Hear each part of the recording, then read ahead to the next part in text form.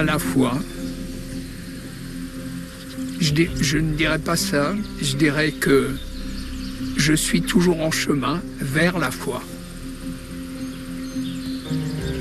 Dès l'instant où, pour moi, la présence de Dieu n'est plus une réalité, c'est un début de mort qui survient. Dieu, pour moi, il est au fond de moi, donc en fait, il faut aller le chercher dans une sorte de puits. Et là, il y a du défi. Un paysage un peu biblique. Oui, avec les oliviers. Oui. Ce sera notre petit jardin des oliviers. Bon, c'est là qu'on doit s'asseoir. D'accord. Ouais. Alors tu nous racontes un peu ce que tu fais? Ouais, c'est toujours un peu compliqué parce que j'ai fait beaucoup de choses. Je me suis installée en Ardèche, j'y suis depuis 35 ans.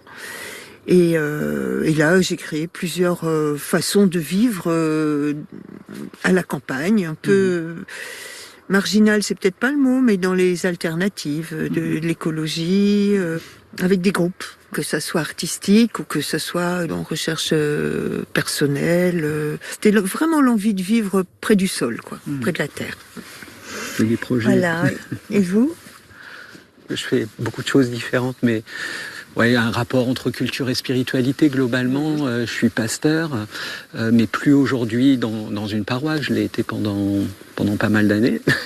Et puis aujourd'hui, je vis mon ministère pastoral à la radio en fait. Mais je suis artiste aussi et passionné de culture, la cuisine aussi. Ah ouais. J'adore faire la cuisine et en parler. Et toi alors, Strasbourg donc? J'ai fait des études de médecine, donc j'ai fait une carrière hospitalière de 40 ans. Et après ma médecine, j'avais fait des études de théologie protestante que j'ai menées jusqu'au bout, parce que les problèmes bioéthiques que je rencontrais dans mon exercice professionnel me questionnaient déjà à l'époque, surtout concernant le début et la fin de vie. Et tu avais une spécialité en médecine? Oui, j'étais anesthésiste réanimateur en chirurgie thoracique et cardiovasculaire. Bonjour. Bonjour Marion. Bonjour. Bienvenue donc au monastère du Lioba qui nous accueille le temps de cette petite retraite autour d'un texte biblique. Mais avant de le découvrir, je voudrais vous demander à chacun quel est votre rapport avec le monument biblique. Je vais bien commencer. C'est un rapport complexe parce que j'ai été élevée vraiment biberonnée à la Bible, et puis après je suis allée faire mes chemins buissonniers dans d'autres traditions. Donc c'est à la fois très très proche vraiment de mon cœur et de mon esprit, et voilà, ça s'est un peu éloigné, j'ai pris quelques distances, mais c'est toujours là. Alors moi c'est un rapport intime, un papa pasteur déjà, donc un peu comme toi, j'ai été biberonné aussi à la Bible, mais elle a continué de m'accompagner, elle est là au cœur de ma vie, mon histoire de chaque jour, je dirais. D'ailleurs, que je la lise ou pas, quelque part, elle fait partie de moi, je pense, d'une certaine façon en tout cas. Jean-Gustave? Pour moi, la Bible est au centre de ma vie et elle m'inspire dans ma vie de tous les jours. Disons, j'ai trouvé dans le christianisme protestant que j'ai rechoisi à l'âge adulte de quoi donner un sens à ma vie. Merci. Alors j'ai choisi un texte qui est un texte de résurrection, qui arrive à un moment où Marie-Madeleine, étant allée au tombeau et l'ayant trouvé vide, retourne avertir les disciples qui vont venir constater ce vide du tombeau. De l'un, on dira qu'il a cru, de l'autre, on ne sait pas trop, mais ils repartent. Et pendant ce temps, Marie-Madeleine est restée à l'extérieur et elle pleure, nous dit le texte. Donc je vous distribue à chacun une Bible. Ça Merci. Bien, c'est au bon moment. Merci. Alors nous sommes dans l'évangile de Jean, au chapitre 20, les versets 11 à 18.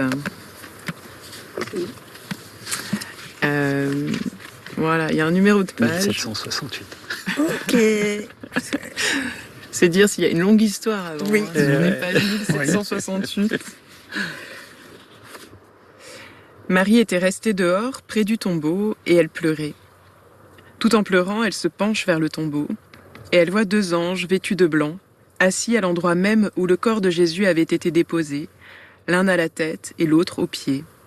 « Femme, lui dirent-ils, pourquoi pleures-tu » Elle leur répondit, « On a enlevé mon Seigneur, et je ne sais où on l'a mis. » Tout en parlant, elle se retourne et elle voit Jésus qui se tenait là. Mais elle ne savait pas que c'était lui. Jésus lui dit, « Femme, pourquoi pleures-tu ? Qui cherches-tu » Mais elle, croyant qu'elle avait affaire au gardien du jardin, lui dit, « Seigneur, si c'est toi qui l'as enlevé, dis-moi où tu l'as mis et j'irai le prendre. » Jésus lui répondit, « Marie. »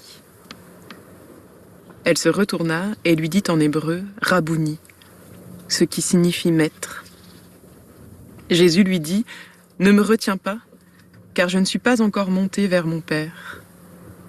Pour toi, va trouver mes frères, et dis-leur que je monte vers mon Père qui est votre Père, vers mon Dieu qui est votre Dieu. » Marie de Magdala vint donc annoncer aux disciples, « J'ai vu le Seigneur, et voilà ce qu'il m'a dit. »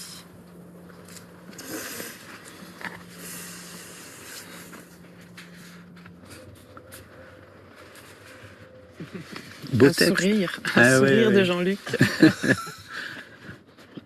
On est content d'être là avec ce texte. Jean-Gustave, c'est un texte Oui, qui vous c'est plaît. un texte qui, pour moi, est le fondement et ce qui fait le fondement du christianisme. Ce texte de résurrection me parle beaucoup.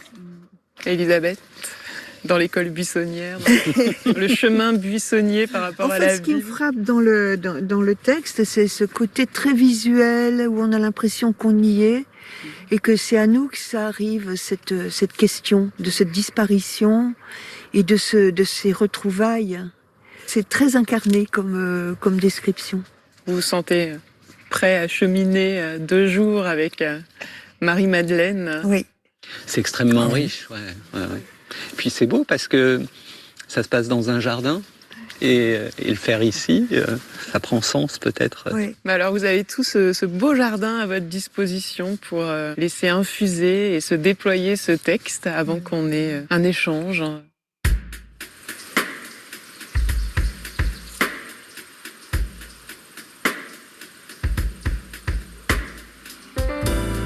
J'ai vu le Seigneur, et voilà ce qu'il m'a dit.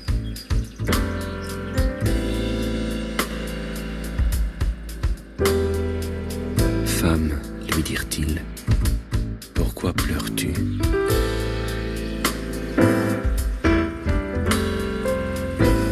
Femme, pourquoi pleures-tu ? Qui cherches-tu ? Jésus lui dit, Marie. Elle se retourna et lui dit en hébreu, Rabouni.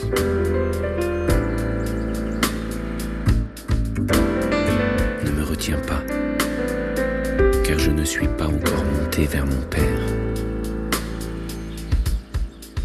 J'ai remarqué que ce texte, il vous a immédiatement donné le sourire, Jean-Luc. C'est vrai, ouais. Je le connais, mais par exemple, quand vous avez dit, Jésus lui dit Marie, et peut-être dans le ton de voix utilisé, ça m'a fait réagir ce prénom entendu qui fait réagir Marie, donc, et qui lui permet de reconnaître celui qu'elle va appeler son maître. Elle le reconnaît d'avoir été reconnue par C'est lui, en fait. Ouais. Il y a un vrai itinéraire de cette femme qui vient en pleurs, qui cherche, qui ne comprend pas, qui d'un seul coup reconnaît, et puis qui va devenir celle envoyée à la fin. Donc il y a toute une transformation, presque une forme de métamorphose sans doute chez cette femme, et je trouve ça très très beau. J'aime beaucoup aussi la question posée, femme, pourquoi pleures-tu ? Ça me rappelle des questions que Jésus pose dans ses rencontres avec les gens. Il voit une personne paralytique et lui demande que veux-tu que je te fasse? C'est quoi cet homme qui pose ce genre de questions? On imagine la réponse et pourtant il la pose et il y a quelque chose là qu'on peut aussi voir vraiment comme un profond respect de l'autre et se mettre à l'écoute. Et puis c'est une question, c'est pas une injonction, c'est pas ne pleure pas. Non, c'est ça. Et ça rejoint ce que vous dites, le temps respecté aussi des larmes finalement. Ouais. Et je me rappelle une fois, là non pas avoir célébré, mais assisté aux obsèques de quelqu'un et d'avoir été presque heurté intérieurement sur cette annonce de la résurrection qui devenait tellement forte alors qu'on était au moment de cet au revoir. Ça avait été un moment difficile à vivre et ouais, c'est pas simple. Il y a une grande détresse chez cette femme. Ouais, moi je pense que pastoralement, quelque chose d'important, c'est de marcher avec l'autre dans ces cas-là, de déjà écouter la peine, respecter.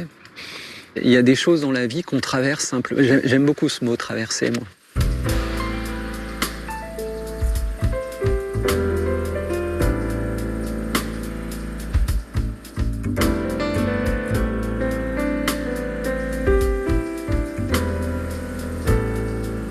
Il y a plusieurs façons de raconter la résurrection, mais ce passage-là, pour vous, il a une valeur particulière, vous y êtes attaché? Oui, j'y suis attaché pour plusieurs raisons. Parce que je suis admiratif de voir ce qu'il y a de nouveau dans ce passage, c'est-à-dire la nouvelle conception de la femme comme l'égale de l'homme. C'est-à-dire jusqu'à présent, le Christ avait 12 apôtres hommes, et voilà que Marie de Magdala avait déjà avant. Mais là, elle prend une place qui restera dans l'histoire. Elle est le premier témoin de la résurrection, et quand on reprend l'histoire de Marie de Magdala, je trouve ça formidable. Et ce que j'ai trouvé très beau aussi, c'est ce symbolisme des anges qui sont là, des deux côtés de là où se trouvait le corps du Christ, à la tête, aux pieds. Et au milieu, il n'y a rien. Alors, est-ce que ces anges nous remettent dans le chemin qui nous conduit vers la foi, en nous rappelant, il n'est pas ici, il est ailleurs? Je trouve que c'est très beau, toute cette symbolique. Je me demande comment est-ce qu'un réanimateur relie cet événement de la résurrection. Est-ce que ça vous interpelle aussi plus spécifiquement dans votre expérience de réanimation? Oui, parce que j'ai été témoin de morts inexpliquées que j'ai trouvées injustes, mais j'ai aussi été témoin d'authentiques miracles que la médecine ne pouvait pas expliquer. Moi, je n'exclus pas la possibilité de guérison qui vont au-delà des lois de la médecine. La rationalité ne peut pas tout expliquer en médecine. Laissons une place au miracle.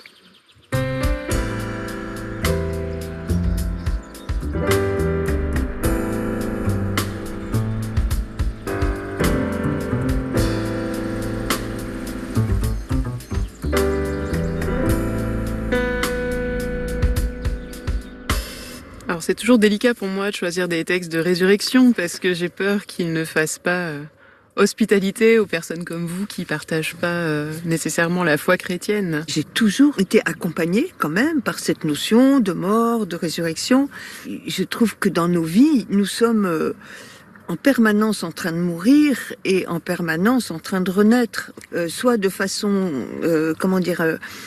tout à fait biologique, on a des cellules qui meurent, on a des cellules qui se recréent, soit avec les événements de l'existence, des moments dont on se souvient parfaitement, comme avoir eu le sentiment que quelque chose de nous était en train de partir, était en train de mourir, et de 6 mois, 1 an, 3 ans après, avoir cette sensation intérieure très forte que ça repart, et on a changé, on n'est plus le même. Ça me parle de toutes sortes d'initiations que nous passons dans notre existence. Et dans le texte, ça m'a beaucoup interpellé le fait que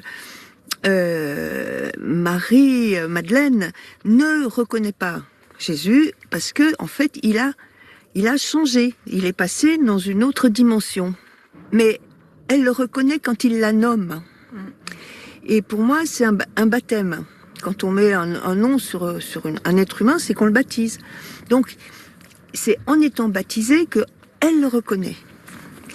Et que, en fait, le changement du Christ qui est ressuscité, c'est aussi le changement de Marie-Madeleine qui est initiée à un mystère, qui est initiée de façon très directe et très puissante. Ah, elle aussi, elle va changer de ce fait-là. Et ce que ça me fait penser à moi qui suis confrontée dans ma vie à la mort d'un être cher, c'est que l'amour ne meurt jamais. Et c'est ce que Jésus est venu dire, en fait. Que nous sommes mortels, mais l'amour ne meurt pas.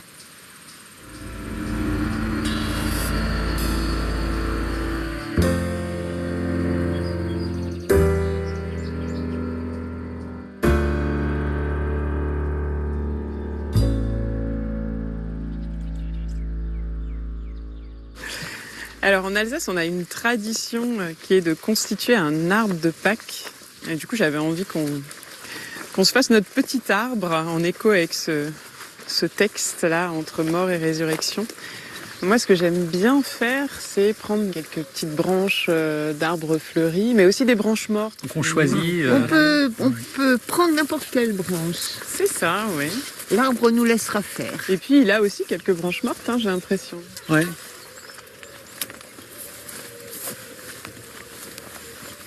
Je suis quand même resté sur la vie, moi, plus. Moi, je suis allée sur la mort, là, clairement. Puis des fois, on croit que c'est mort et... Eh oui. Mais pas tout à fait, finalement. C'est bien, on lui fait une petite taille en même temps. Ouais. Vas-y. Ça va. C'est bon? Marrant, hein.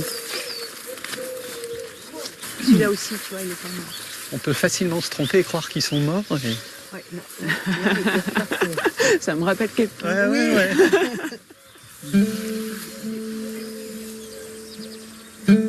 Marie était restée dehors près du tombeau et elle pleurait. Tout en pleurant, elle se penche vers le tombeau et elle voit 2 anges vêtus de blanc, assis à l'endroit même où le corps de Jésus avait été déposé, l'un à la tête et l'autre aux pieds. « Femme, lui dirent-ils, pourquoi pleures-tu » Elle leur répondit, « On a enlevé mon Seigneur et je ne sais où on l'a mis. » Tout en parlant, elle se retourne et elle voit Jésus qui se tenait là, mais elle ne savait pas que c'était lui. Jésus lui dit, « Femme, pourquoi pleures-tu? Qui cherches-tu » Mais elle, croyant qu'elle avait affaire au gardien du jardin, lui dit, « Seigneur, si c'est toi qui l'as enlevé, dis-moi où tu l'as mis et j'irai le prendre. » Jésus lui dit, « Marie. » Elle se retourna et lui dit en hébreu, « Rabouni », ce qui signifie « maître ». Jésus lui dit, « Ne me retiens pas, car je ne suis pas encore monté vers mon Père. Pour toi, va trouver mes frères et dis-leur que je monte vers mon Père qui est votre Père, vers mon Dieu qui est votre Dieu. » Marie de Magdala vint donc annoncer aux disciples, « J'ai vu le Seigneur et voilà ce qu'il m'a dit. » Allez, on va composer notre Arbre de Pâques, alors. Notre arbre de Pâques. Alors, on va essayer de faire notre petit arbre.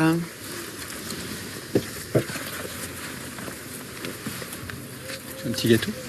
Merci.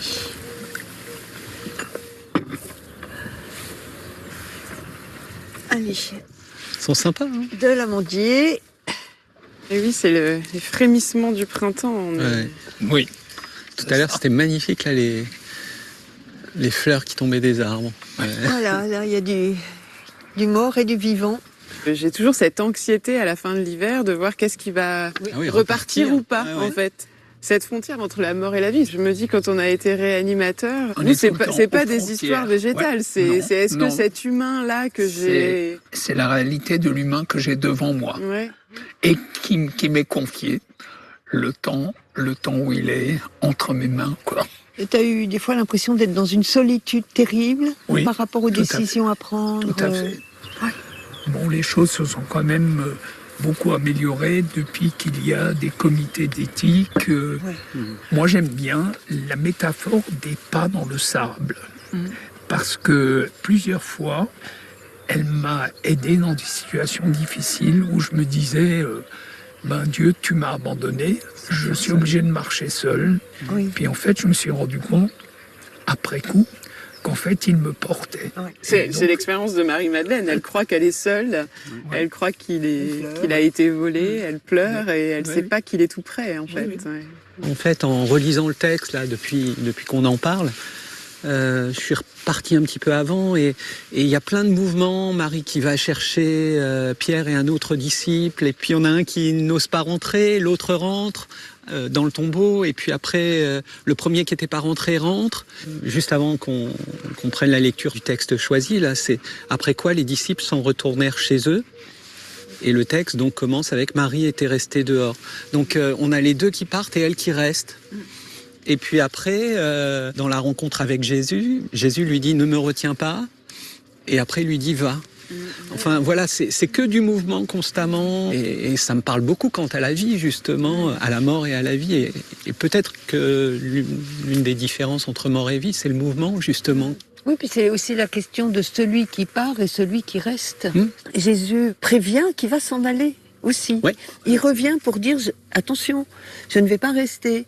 Je vous montre que je suis encore là, ce mystère il s'est accompli, mais par contre je vous transmets ce que je suis venu vous transmettre et je vais m'en aller, je vais partir, toi tu restes. Et je trouve que quand on est même croyant ou pas, quand quelqu'un décède proche de nous, on a ce sentiment dans la vastitude de tout ce que ça nous fait éprouver, on peut avoir ce sentiment de qu'est-ce que je peux encore porter de lui. Comment continuer à le faire vivre par-delà la mort. Forme de transmission, quelque part. Oui, et d'ensemencement. Et donc il y a du mouvement aussi dans la mort, finalement. Oui. Ça me fait penser à ces anges qui encadrent l'absence. On a un vide, on a ces deux anges qui sont là, et le texte précise l'un à la tête et l'autre au pied, alors que le corps n'est plus là. Donc c'est aussi symbolique, mais c'est une absence qui devient présence tout de suite derrière. Marie n'avait pas remarqué Jésus derrière Marie qui est dans la peine, dans la souffrance de l'absence, et puis qui d'un seul coup retrouve vie. En fait, c'est elle qui ressuscite pour moi vraiment aussi. J'ai été frappé comme un seul mot peut changer le destin d'une femme. Jésus lui dit Marie. Oui. Et ce terme de Marie, ça, prononcé par Jésus, ça lui ouvre à la fois la bouche et le cœur. Oui. Et je pense que c'est de cette façon-là que le Christ agit encore aujourd'hui. Nous sommes tous appelés à certains moments de nos vies. Et c'est pour ça que ce texte est très fort pour moi. Ce qui est beau aussi, c'est qu'elle se tient à l'extérieur. En fait, elle se met en retrait par rapport aux deux disciples qui viennent d'aller constater les faits, enfin l'absence. Et finalement, eux passent à côté. Et moi, ça m'interpelle beaucoup, ces retournements dans l'évangile répétitifs. Les premiers seront les derniers seront les premiers. Et puis, être à l'extérieur, c'est être finalement en plein cœur de ce qui se passe. Elle est à l'extérieur, comme tu dis, et en même temps, elle va être considérée, et elle pleure en plus, et elle va être considérée comme celle qui cherche vraiment, puisque la question est que cherches-tu ? Donc, dans cette attitude qui pourrait sembler passive, et repérer une vraie quête, une vraie recherche. Oui, parce que les autres, là, ils bougent beaucoup. Hein. Oui. Ils courent dans tous les sens. Mais ils sont pas là.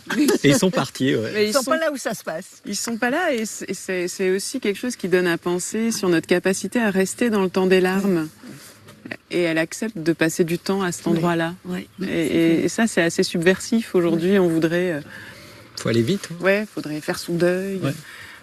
Moi, il y a quelque chose qui me touche beaucoup, c'est la phrase « ne me retiens pas ». Parce qu'en fait, elle vient juste de le retrouver et il va s'en aller. Il n'est pas venu pour rester. Et l'insistance à la fin, je monte vers mon Père, qui est votre Père, vers mon Dieu, qui est votre Dieu. Pour moi, il lui explique qu'ils sont du même... nous sommes, l'humain, et comme on est comme lui, c'est-à-dire qu'on a ce même rapport avec Dieu, de filiation et d'adoration.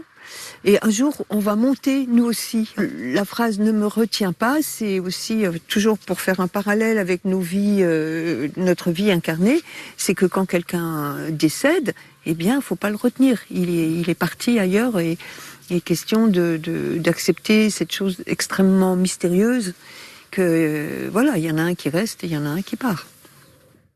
Ouais, c'est un texte qui qualifie la mort, mais aussi l'amour. Oui. L'amour comme ne pas vouloir garder la main sur celui qu'on aime. Voilà. Libérer l'autre, Voilà. en fait. Ouais. Ouais.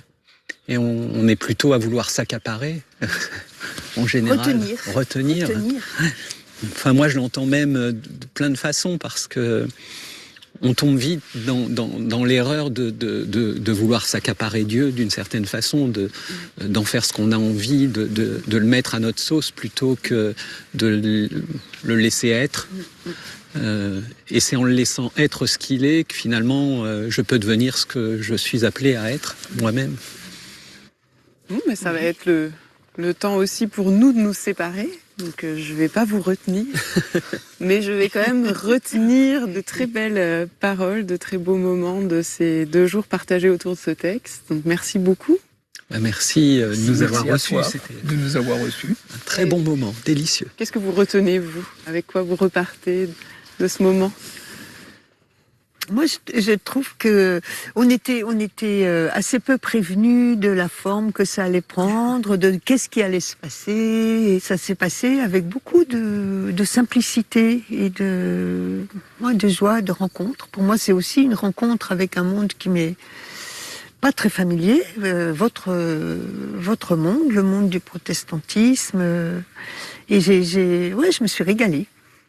Et ce texte qui va continuer à mûrir? Ah ben pour moi, il tombait un peu pile. Moi, je retiens la rencontre. Enfin, voilà, les rencontres pour moi sont importantes, donc j'ai beaucoup apprécié. Et puis, je me souviendrai de cette petite pluie de fleurs à un moment, comme aussi un moment très, très beau. Et finalement, des moments comme ça nous permettent aussi d'aller. Et c'est un peu le sens de Pâques. Ouais. Oui, moi aussi, j'ai beaucoup apprécié la rencontre et le fait de pouvoir partager autour d'un texte que je pensais bien connaître. Et j'ai été enrichi par ce que j'ai entendu, par les personnes avec qui j'ai parlé ici. Donc je pars avec le cœur plein de reconnaissance, mais je sais aussi que ce texte continuera à cheminer en moi. Je ne suis pas arrivé avec ce texte-là. Il me poursuivra encore longtemps, je pense. Ouais. Et bien voilà, les Bibles sont un cadeau de plus. Qui vous sont Merci. un cadeau pour repartir avec le cœur fleuri. Et je vous souhaite de très beaux chemins à chacun et à tous. Merci à tous. Bonne route. Au revoir. Au revoir.